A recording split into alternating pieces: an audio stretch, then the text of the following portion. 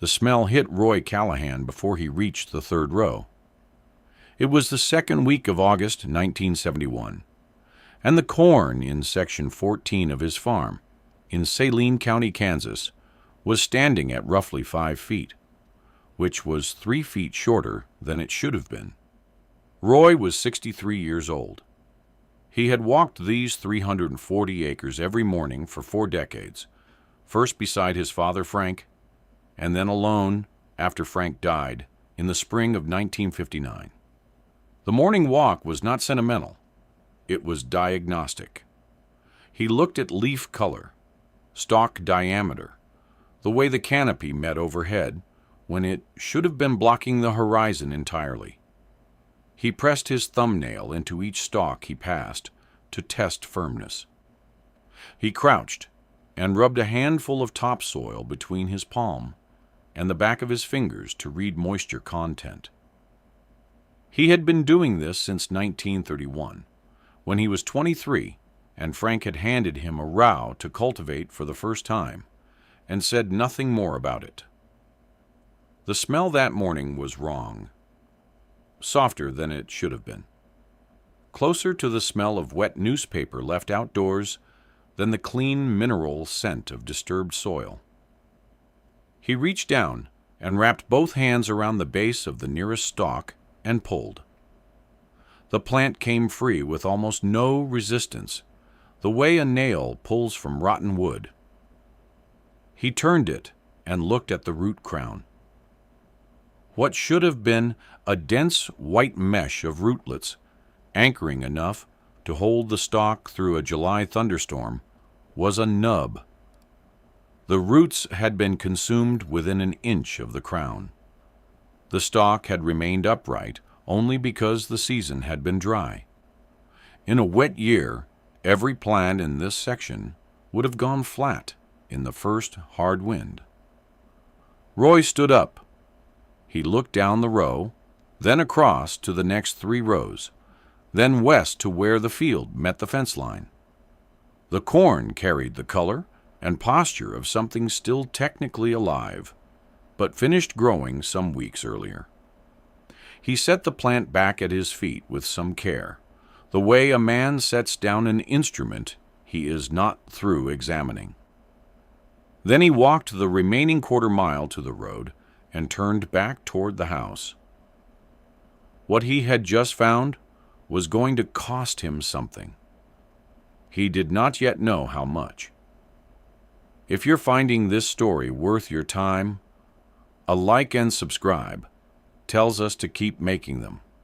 The Saline County Farm Bureau meeting was held in the 3rd week of August, in the basement of a building on Walnut Street in Salina. 14 farmers sat in folding chairs under fluorescent lighting that gave the room a white clinical cast.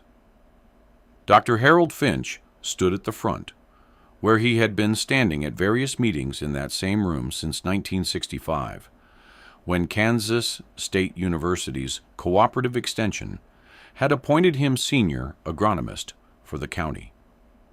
Finch was 44 years old, with a doctorate from Kansas State in agronomy and a 2nd degree in soil chemistry that appeared in the first paragraph of his official biography. He kept a clipboard with a printed header, Saline County Agricultural Extension, Crop Advisory. He wore pressed khakis even to farm visits. The projected slide at the front of the room showed the life cycle of the western corn rootworm, Diabrotica virgifera, its eggs hatching in late May, the larvae feeding on corn roots through June and into July, the adults emerging in August to mate and lay the next season's egg mass back into corn soil.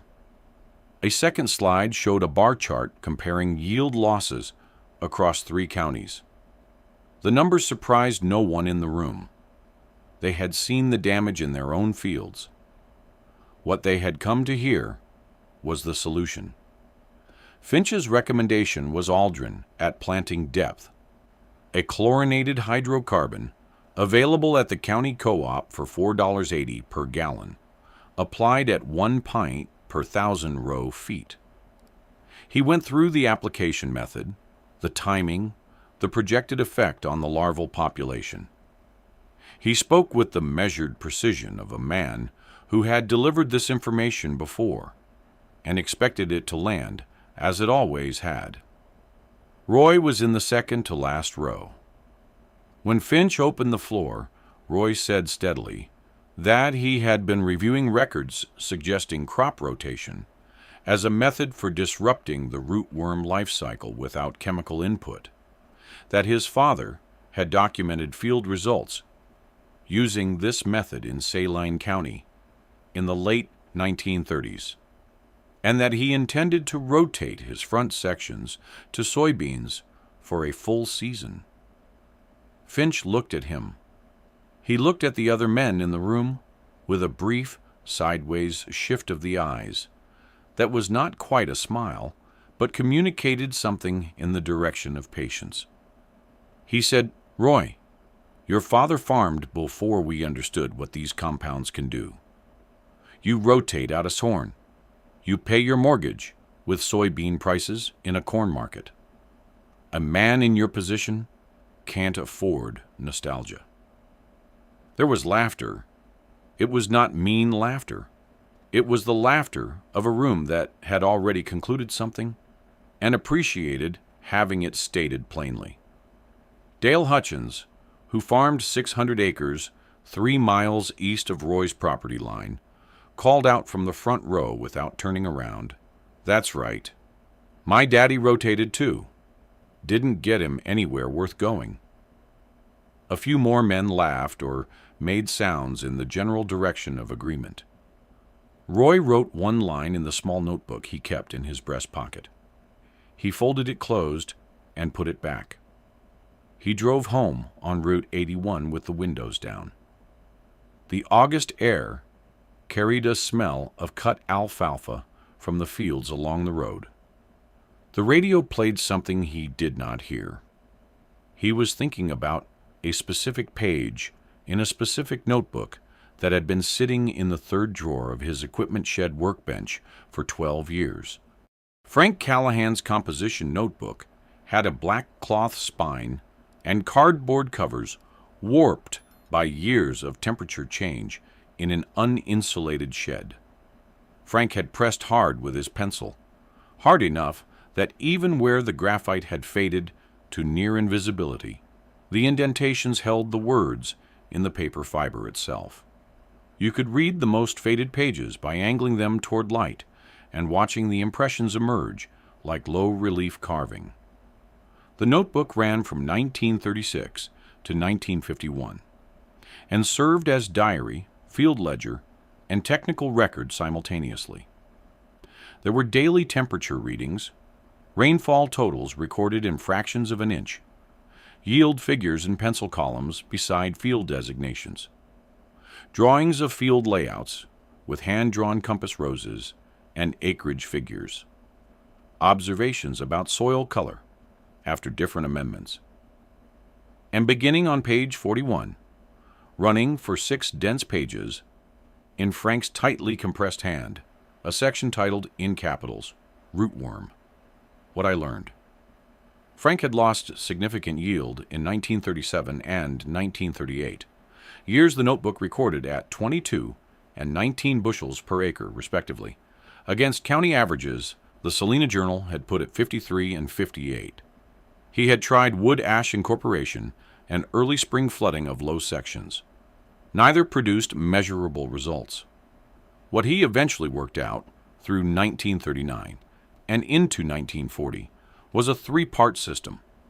First, strict annual rotation of corn to soybeans or small grains so that the rootworm larvae hatched in a field with no corn roots and starved before completing their first instar. Second, fall deep disc cultivation, timed specifically to the narrow window between the first killing frost and the hardening of the ground, when the egg mass in the top 4 inches of soil was exposed and disrupted, a window that Frank noted ran approximately 12 days in most years. Third, preservation of the grassy border strips along fence lines which Frank had observed housed ground beetles of the genus Pterostachus in substantial numbers.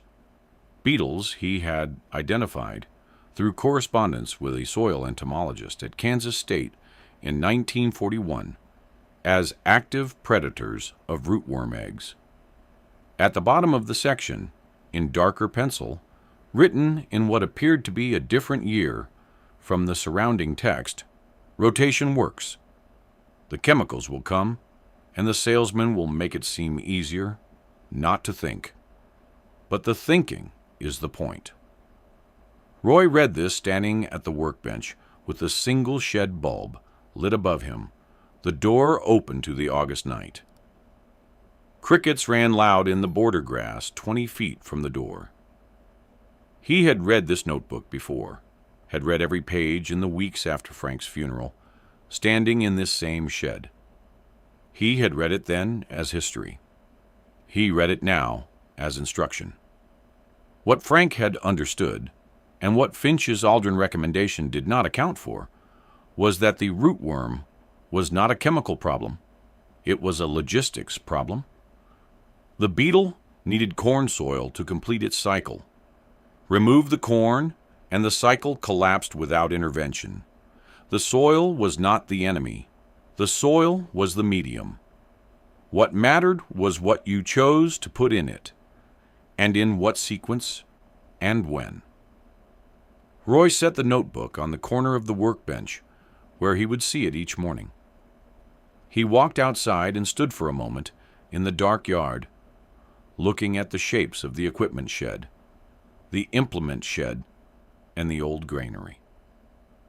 Then he went to look at the tractor. This story is free. A like and subscribe is how you help us keep telling them. The 1949 John Deere Model B had been Frank's tractor before it was Roy's. Frank had bought it used from a neighbor in Ellsworth County in 1953 and had immediately modified the 2-row corn planter mounted on its rear hitch to a wider row spacing, 38 inches, rather than the standard 34 that most Saline County operations were running.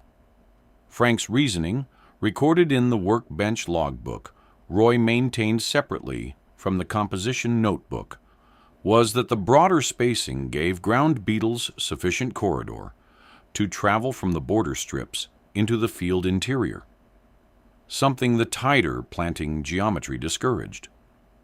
A field at 34-inch rows, Frank believed, was functionally closed to beneficial insect movement past the first few interior rows on either side. In 1966, when Roy purchased a 1963 John Deere 4010 for his main field operations, Dale Hutchins had looked at the old Model B by the shed door and said Roy ought to take it to the scrap dealer in Ellsworth and get $22 for the iron. Roy said he would think about it. He instead rebuilt the carburetor that winter, replaced the magneto with a rebuilt unit from a dealer in Salina, and put on a new set of rear tires. He ran the tractor for 30 minutes on the first Saturday of every month through the off-season, checking the oil and inspecting the planter mechanism each time. He changed the oil every fall. By 1971, the engine started on the first or second pull in temperatures above 20 degrees Fahrenheit. He would need the 38-inch spacing. In September and early October of 1971, while his neighbors applied Aldrin to their soil in preparation for the following spring's planting, Roy made his decisions without announcement. He designated sections 14, 15, and 16, his best ground, the fields closest to the road, the fields with the deepest topsoil, and the heaviest rootworm history, for soybeans in 1972. He designated the back sections, lighter ground near the creek, that had not grown corn since 1968, for corn. On October 14th, 3 days after the first hard frost, which the logbook recorded at 28 degrees Fahrenheit, On the morning of the 11th, Roy hitched the Model B to a 5-foot disc cultivator and worked sections 14, 15, and 16 at a depth of 5 inches. He ran the tractor at a slow walking pace, slower than most farmers dissed, because Frank's notes specified slow enough to turn and expose the top layer, not fast enough to push it. He worked from first light until the row markers became invisible in the failing afternoon. The work took 4 full days. The tractor's single working headlight was not adequate for evening passes. He stopped earlier than he wanted to each day. At the Farmers Co-op on Iron Avenue in Salina, in November, Roy purchased Williams 79 soybean seed, a variety with documented tolerance to the clay-heavy subsoil of his front sections, and 2 open-pollinated corn varieties that Frank's notes had flagged as having denser root systems under modest pest pressure. He paid by check, loaded the bags into the bed of the C10, and drove back. Dale Hutchins was pulling into the co-op lot as Roy pulled out. He saw the soybean bags in the truck bed. He did not say anything that morning. In March, at the feed store in Brookville, someone said within earshot of the counter, Roy never recorded who, "Callahan's rotating the road sections to beans. Must have decided it's time to slow down."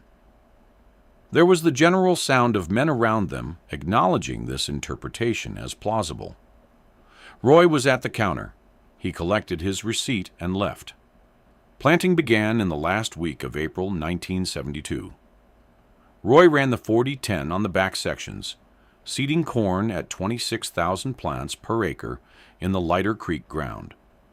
He ran the Model B on sections 14, 15, and 16, dropping Williams 79 soybeans at 38-inch spacing across 187 acres. The old tractor's exhaust note, lower and choppier than the 40-10, with a resonance from the manifold that carried across flat ground in a way the newer engine did not, attended every pass across those fields for 5 consecutive days. By late May, Roy noted in the logbook that ground beetle activity in the border strips of sections 14 and 15 appeared elevated compared to prior years. He could not isolate the cause. It might have been the October tillage, the wider row spacing, or simple population variation. He recorded the observation. He kept working. Then July arrived, and the rain did not. The summer of 1972 produced the driest July in Saline County in 11 years. Roy's back sections, the lighter creek ground where he had planted corn, showed leaf roll by the second week, and the interrow soil cracked in lines a half-inch wide. His neighbor to the west, Grover Ames, had applied full aldrin treatment and planted his best ground to corn. By mid-July, Ames's fields showed lodged plants, stalks that had fallen over because root systems, partially consumed by rootworm larvae despite the chemical treatment, could not hold the plant upright once drought stress reduced stem turgor. Roy drove past on the way to town and saw the fallen rows leaning at angles, the way a fence line leans after a heavy snow settles it. Roy's corn was stressed. His yield estimates, if the drought continued, would fall well below his projections. He walked the back sections for 2 weeks, pressing his thumb into the soil at the base of each plant to judge dryness depth.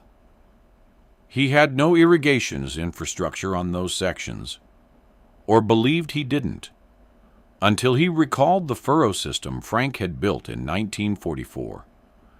A gravity-fed network, drawing from the creek 50 yards from the east edge of Section 20, running through 12-inch corrugated steel pipe, distributing through a hand-dug furrow network to 4 downstream sections.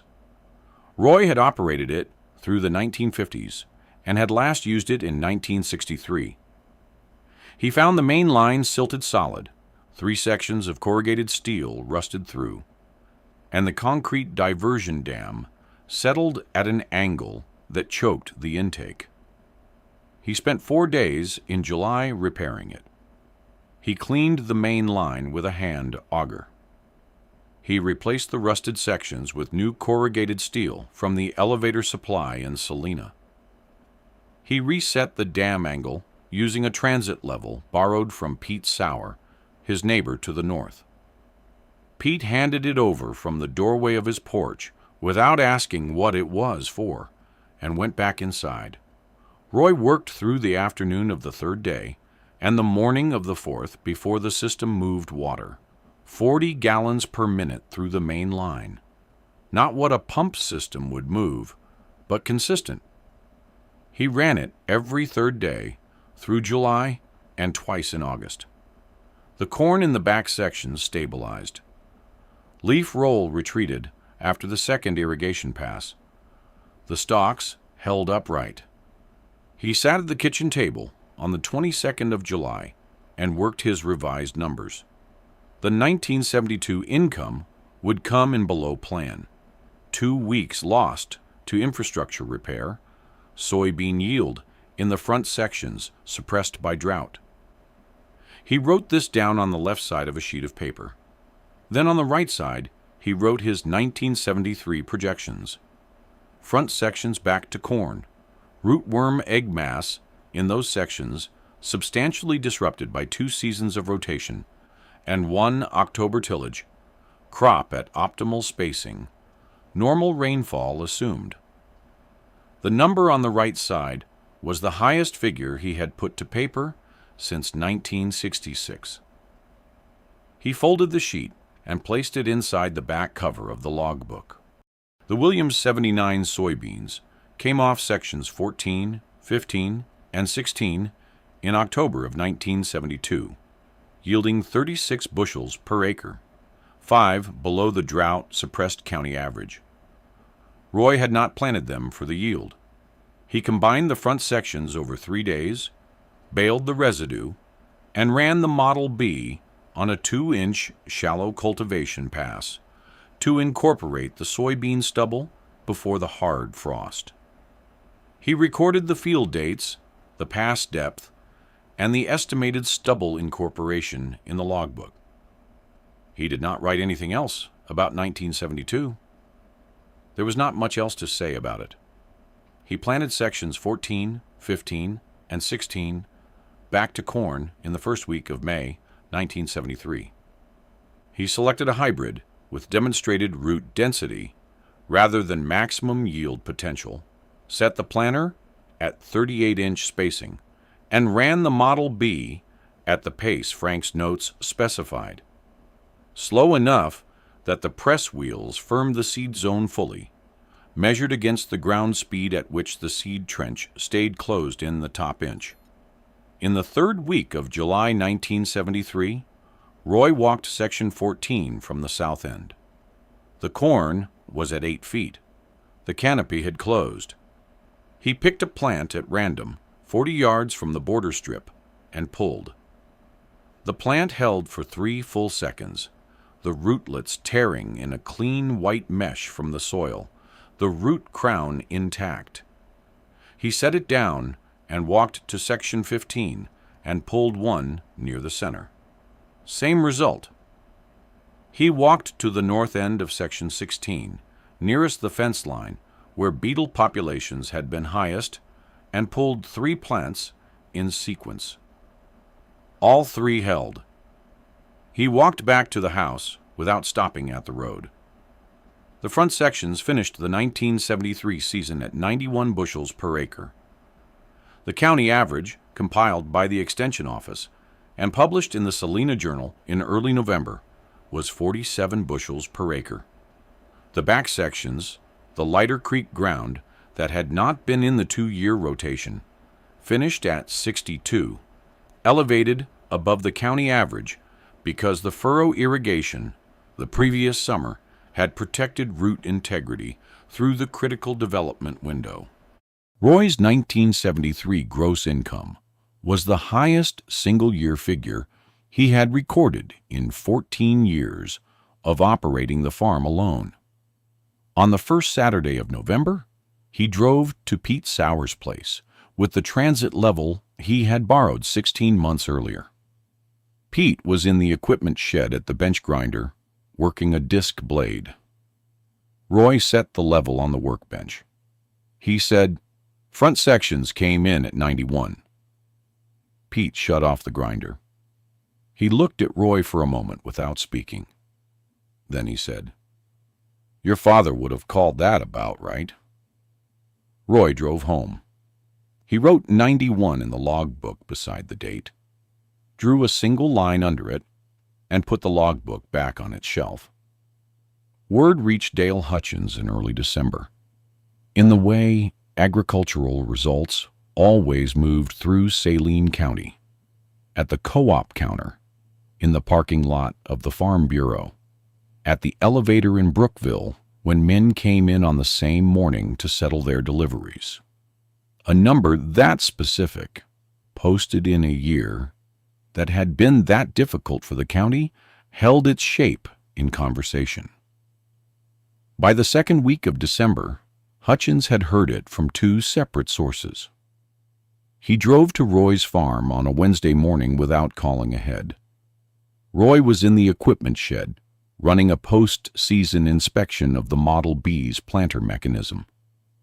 Hutchins pulled in, stepped out of his truck, and stood in the shed doorway before walking in. He looked at the old tractor. He looked at the planter, the modified toolbar, the wider-spaced row units, the press wheels Roy had replaced twice in the past decade. He said, "People are saying 91 on the road sections." Roy said, "That's what it was." Hutchins stood with his hands in his jacket pockets. He said, "Explain it to me." Roy set down his inspection tool. He walked Hutchins to the south end of Section 14, where the soil still held the parallel furrows of the October cultivation pass. He explained the rootworm life cycle. Egg laid in corn soil in August, larva hatching in May to feed on corn roots. He explained the rotation, move the corn, and the larva starves. He explained the October tillage, timed to destroy the egg mass in the 2-week window before ground freeze protected it. He explained the border strips and the ground beetles and the wider row spacing that made them effective beyond the first few interior rows. He explained Frank's notebook, the 1937 yield numbers, the years of field documentation. He said none of it with particular emphasis. He said it the way you explain the operation of a piece of equipment to someone who will operate it. When Roy finished, Hutchins stood at the edge of Section 14 and looked out across the bare, furrowed ground. A truck passed on the road at the field's edge. Neither of them acknowledged it. Hutchins said, "Finch told us Aldrin was the only way forward." Roy said, "Finch knows what he was trained to know." Hutchins was quiet for a long moment. Then he said, "I laughed at you in that meeting. I was wrong to do that." Roy said, "Your ground hasn't been hurt past recovery. You can start the rotation next spring." He walked back to the equipment shed and picked up the inspection tool. If you watched this far, you already know what a subscribe button is for. Harold Finch came to the farm in March of 1974. He had not been sent. He had come because 3 Saline County farmers who had attempted partial rotations after hearing the 1973 numbers had called the extension office asking for technical guidance that Finch could not provide from his current materials. He had spent the winter in the university library working through historical rootworm literature and had found the 1942 USDA Bulletin on rootworm management that predated the synthetic insecticide era. a document that described, in detail consistent with Frank's 1939 notebook, a rotation and tillage system that had been in common practice across the Corn Belt before Aldrin entered the market and rendered it commercially inconvenient to teach. Finch arrived with his clipboard. Roy showed him the field logbook, the composition notebook, the records from 1971 through 1973, and the Model B's modified planter configuration. He showed Finch the October tillage dates and the ground beetle observations recorded through the 2 seasons. He showed him Frank's note at the bottom of the rootworm section. Finch stood at the workbench and read the page.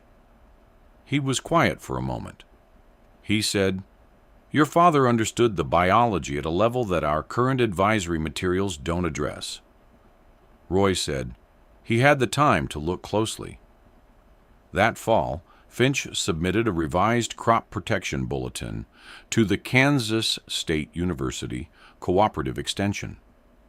It listed crop rotation as the primary recommended management strategy for western corn rootworm in Saline County, with soil insecticide treatment listed as a secondary option for operations in which rotation was not economically feasible.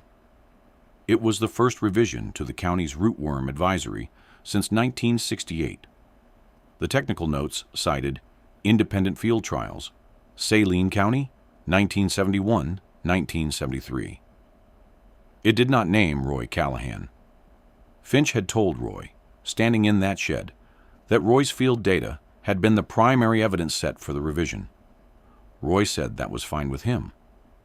By 1975, 11 farmers on the east side of the county were rotating on a strict annual cycle. By the summer of 1977, the Extension Office ran a field day that Roy was invited to present. He declined. Finch presented, and 64 farmers attended. The county rotation adoption rate, tracked by the Extension Office's annual survey, reached 38% of corn acres by 1979. An agricultural journalist from the Kansas City Star reached Roy by telephone in the fall of 1977, asking for an interview about the rotation program and his role in establishing its local data record. Roy said that Harold Finch could explain the data better than he could. The article ran in October. Finch was quoted in the first 3 paragraphs. Roy appeared in the 4th as a Saline County farmer whose independent field trials provided the foundational data set for the county's revised management guidelines. Roy read the article when the paper arrived, folded it once lengthwise, and placed it in the 3rd drawer of the workbench beneath the chamois cloth, beside Frank's composition notebook. He changed nothing about his method for the following season. In the winter of 1983, Roy's daughter's son, Thomas, who was 11 years old and had been spending summers on the farm since he was 6, asked Roy why he started the old Model B on the first Saturday of every month, including January, when there was no field work to be done and the tractor would not leave the shed. They were standing in the equipment shed. Thomas held the crescent wrench while Roy checked the Model B's oil level. The tractor was 34 years old. Its paint had oxidized to a dull green-yellow where the light reached, but under the hitch and in the wheel wells, the original finish was still visible. The rebuilt carburetor ran correctly. The block was the original casting. Thomas said, "It's not like you use it for much. Why not just let it rest?" Roy wiped the dipstick on a rag and read the level against the shed door light. He said, "A machine that sits doesn't start when you need it."